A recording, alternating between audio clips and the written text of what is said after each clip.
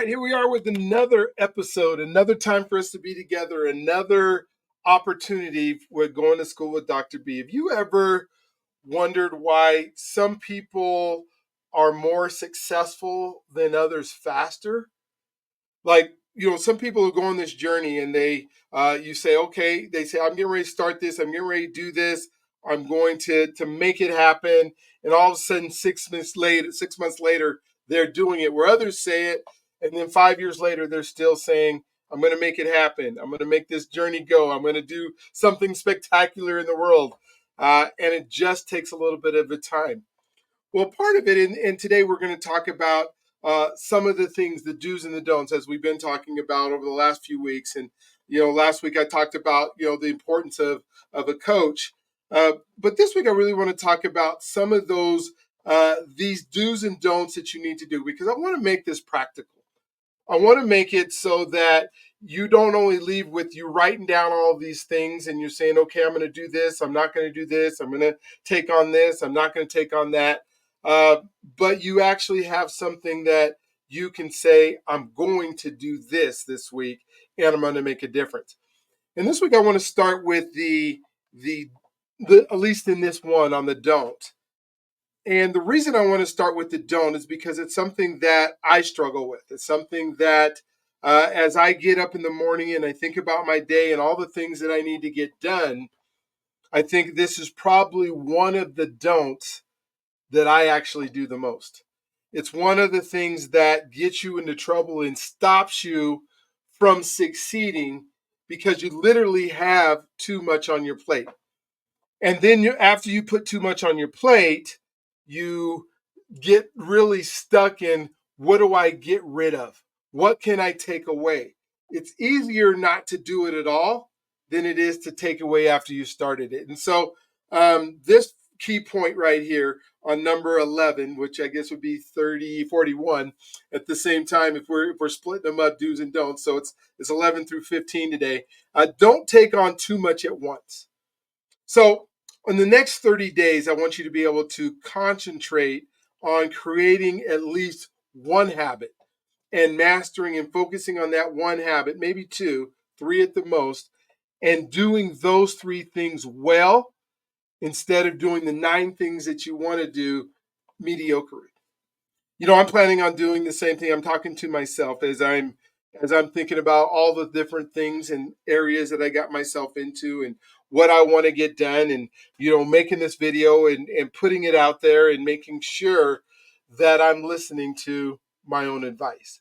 And my own advice is saying, okay, if you get up, and I would say, okay, let's do a list of all your things to do. So for me, I get that list out every single morning and I put a little box and then I write down, this is what I need to do. Once that list gets over 10 or 12 items, I got way too much things to do. I would like for you to have no more than 5. 5 items that you must get done today, the promise you make for yourself. We talked about promises before, that your promise that you make for yourself has to happen. And so if you have 5 things to get done in one day, that's probably doable. But if you have 10 or 12 or 13 things, like when I make that list and I go, oh gosh, 13 things to do. Now, how you divide it. So let's say that I need to call 13 clients or 15 clients that day. My task is to call the clients, not that's 15 items on my to-do list. Unless each of those clients are hour-long calls, right? Then that would be 15 hours, and that's not going to happen. But if I can call the clients that I need to in 10 minutes, and I have 15 of them, then that's 150 minutes or whatever it is. 15 times 10, 150 minutes. Divide that. That's 2 hours, 2.5 hours that I can spend on making calls. That's manageable. That's doable. That's something I can do. And so try to limit your list. Now, if you have so many things going on in your life that it equals 10 or 12 things, start really thinking about which one of these moves the needle in a way that I need it to. So let's say that I need to create better relationships, and the 10 or 15 things I do don't deal with relationships. They deal with busy work. At that point, if I'm not building that relationship, then I need to find somebody else who can do those tasks. And we can talk about that as a habit later. But there's things that you can do if you're going to master your day, master the things you're going to do. Don't do too much. If you're a person who is a control freak and has to do everything, we're going to have to figure out how to delegate, because delegate's going to be super important that you start doing those things. So that's the don't. Don't take on too much than more than you can do.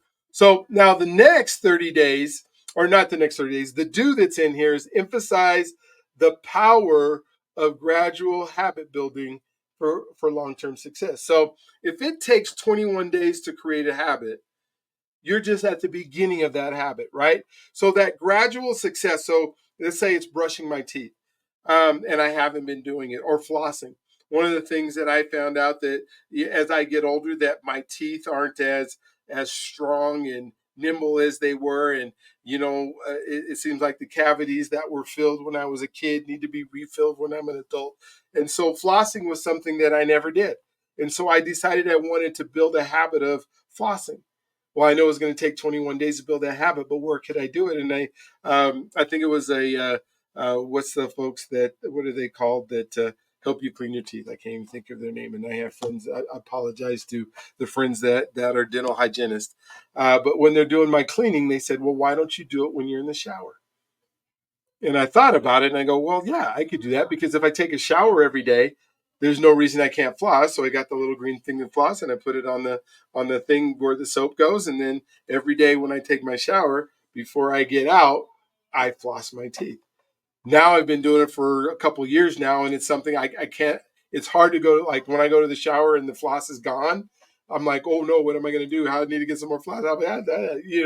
Because it's such a habit, and I built that. But that was gradual over time. It wasn't all of a sudden, boom. Now I floss really good. Now it could be whatever decision you make, or whatever habit you're trying to form. I'm not saying that it has to be something as simple or as easy. I'm just trying to give you an example of something that would make that work. The second thing, and so number 12 would be, how are you going to create a new identity? And that self identity that needs to align with your habits and your mindset. And so the easiest way to do, and this is a do, is creating your new identity is based on the habits that you create. So if you're taking your time and you create some good habits, then the identity that you hold for yourself, right? Because we've talked about that being the most powerful force in the universe, is being congruent with the identity that you hold for yourself. And I know I got that at a Tony Robbins thing at some point, but then it started making sense, because I used to say it all the time, but I didn't really understand what that meant.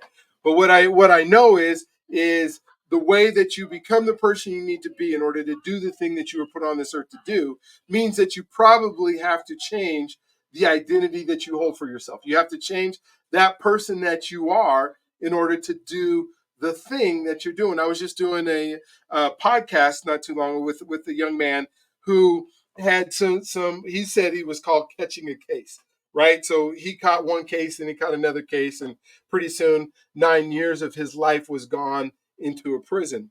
And so the identity that he had, that would be a great podcast for you to listen to. His name was Lucky Cannon. But the identity that you hold for yourself, he had to change that. Part of it, we'll talk about when I talk about reading here in a minute, but part of that was, okay, who you are, what are those habits, and then really thinking in discussion with yourself, how are those good habits going to change the person I am if I continue to do them? Because you can form bad habits that make no sense and don't help you to move into the person that you need to be. And when you do that, you hurt yourself.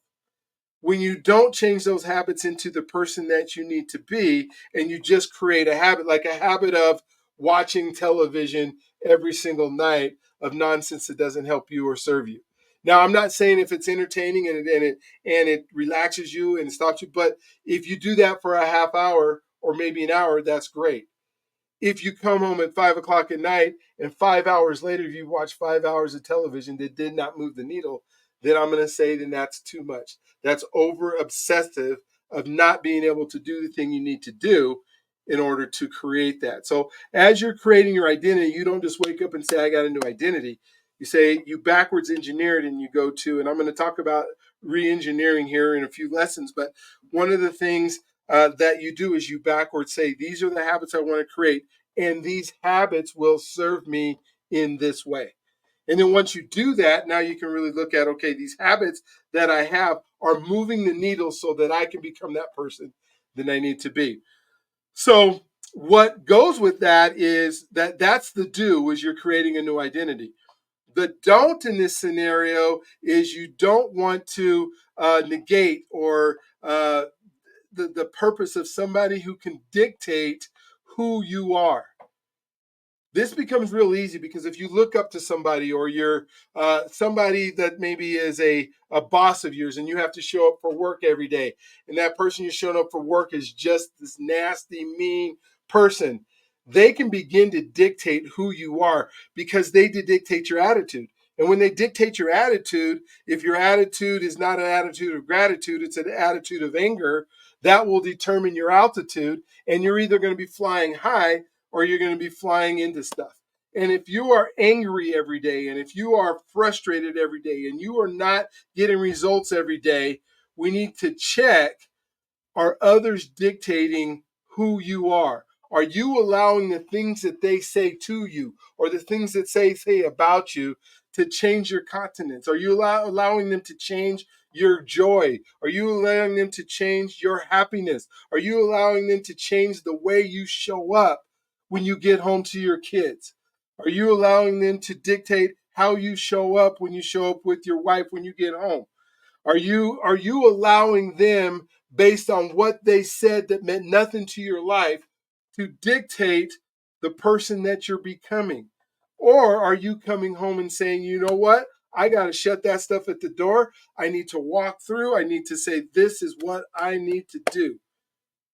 And then you begin to create relationships and circles that then that go positive to your mind and start edifying the person that you're going to be.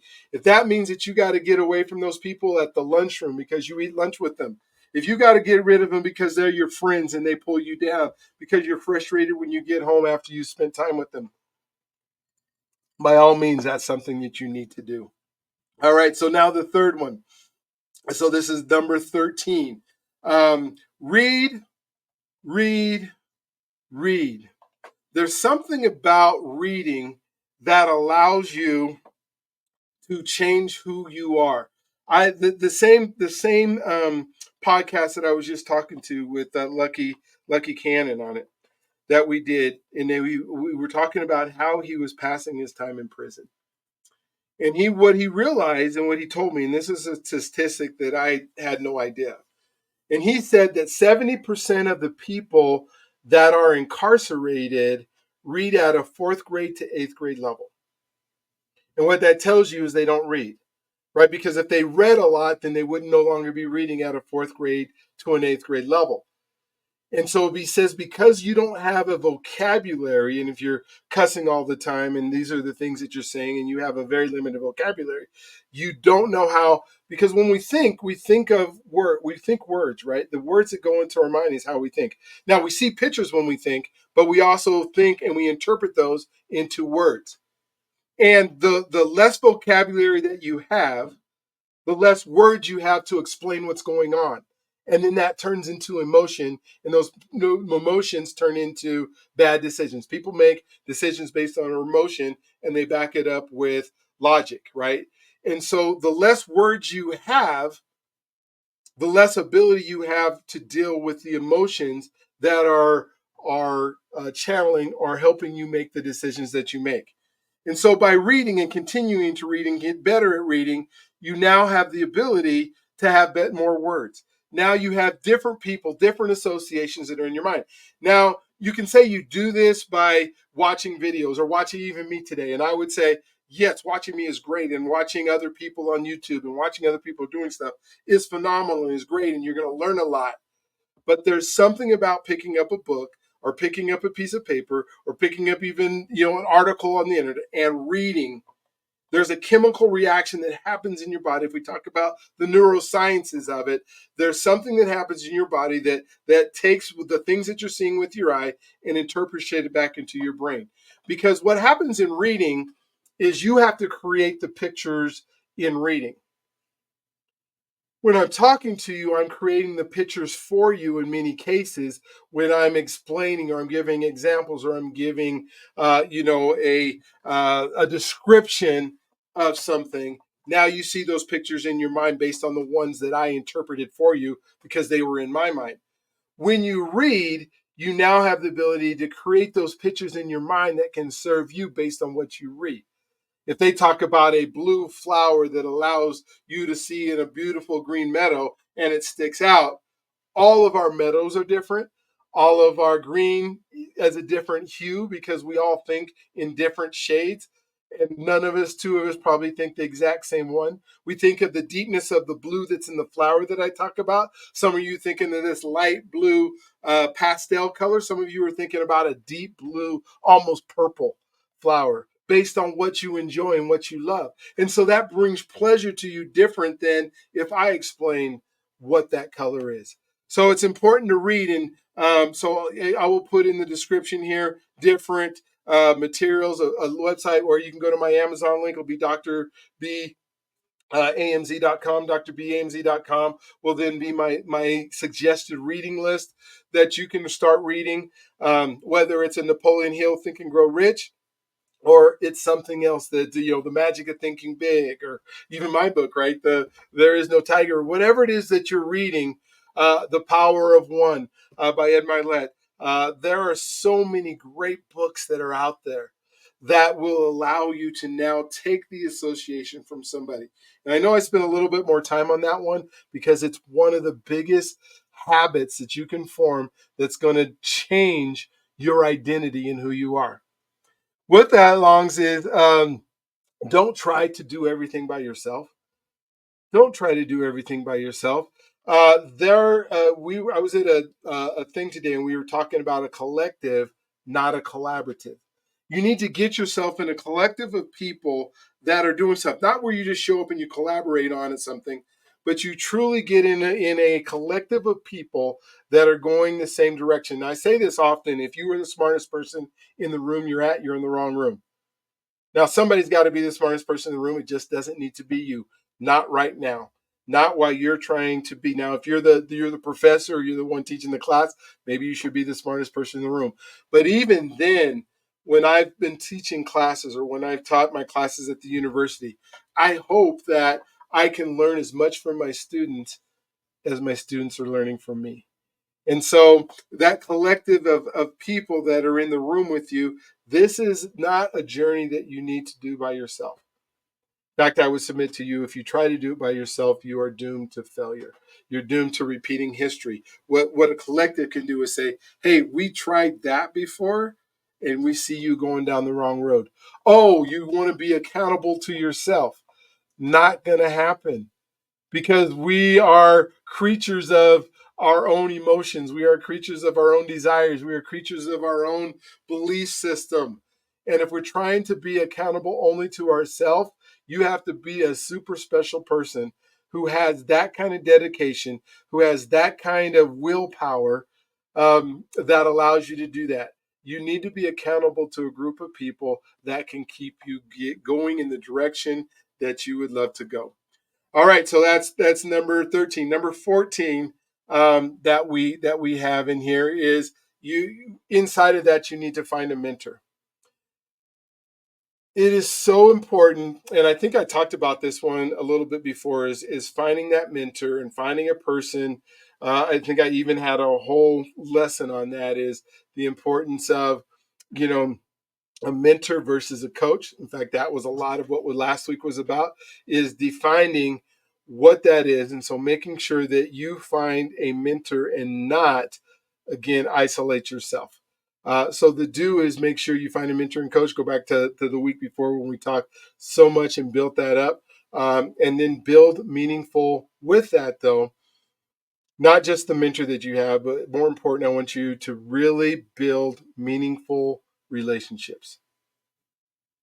Meaningful relationships that people who have your back. How do you do that? You do that by serving others. And when you serve others, then that helps you create those relationships, because people want to be not just because you serve them. They I don't want them to feel like you don't want them to feel like they owe you. You want them to feel like you did it because you love them. And then they want to reciprocate that because you did something, not just because you did something special, because you cared about them first. If all you do is want to build these relationships because it serves you, then you're in the wrong business. You need to build those relationships. And how do you do that? By having conversations, by sitting down and spending time with people beyond the time that it might be. I do, the mortgages I do are reverse mortgages. And so that deals with seniors. And there's a lot of seniors that are pretty lonely. And so when I know I go into a transactional um, relationship with somebody and they're seniors, then it's my job to use my 2 ears and my one mouth, and I listen. I listen, I listen, I listen. If they want to tell me stories about, like the gentleman I just talked to, he has a lake in his yard, and he wanted to tell me about the concrete that was in his house, and he wanted to tell me about the wife that he did, and he wanted to tell me about his kids, and he wanted to tell me about his grandkids. And what did I do? I listened. I listened, I listened, I listened, and it created those relationships that make a huge difference. Now we have a relationship because I know all these things about him. That's one of the things I love about doing the podcast I do, the Journey of Freedom podcast. I spend 1 hour with each person that's on my podcast. You can't tell me I'm not building a relationship and listening to them talk and understanding who they are and getting their, the meat of who they are in their life. That's what develops incredible relationships that now I can start being able to utilize in my life, not so that I can, necessarily take advantage of anybody, because that's not what I want to do. But if somebody has a golden nugget that they told me, like the read, and what he did in prison, that's important to me to be able to share with you. And I don't get that if I don't spend the first 40 minutes of that podcast not talking about reading, right?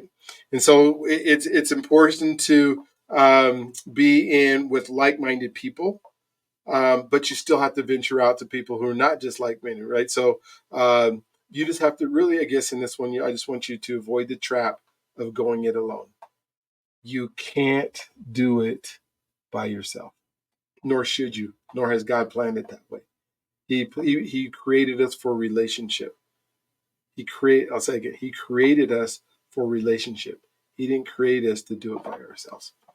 All right, so last one for today, key point. You're going to have to find ways to trust yourself. You're going to have to trust the process. And, as trust is essential for growth, we need to have the ability to handle challenges. And we have to begin this process of trusting others. Some of us are so guarded and we're so hidden, and we don't want to trust others because we've been let down.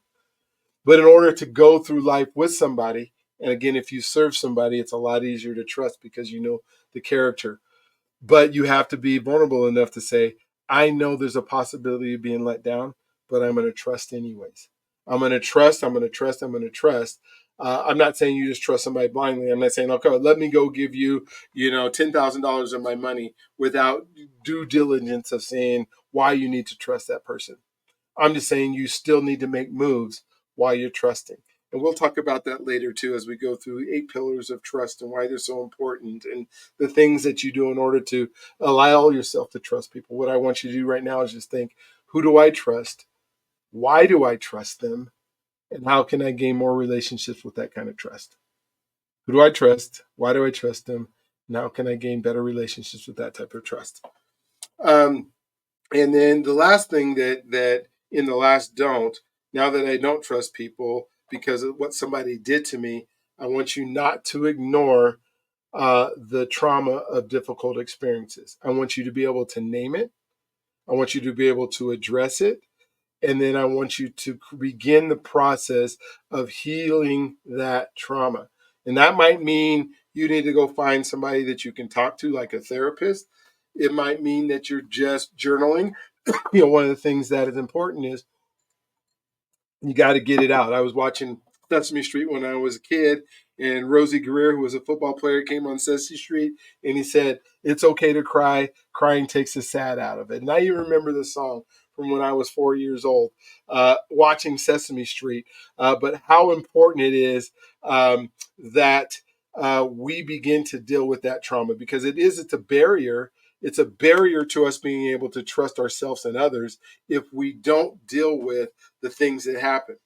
As I continue to talk to people, talking to even a gentleman today while we were doing our stories, and he was saying that his dysfunctional family growing up, where he didn't have a father and he had a mother that was on drugs and he had all these things that were going on, shaped who he was. It shaped his identity.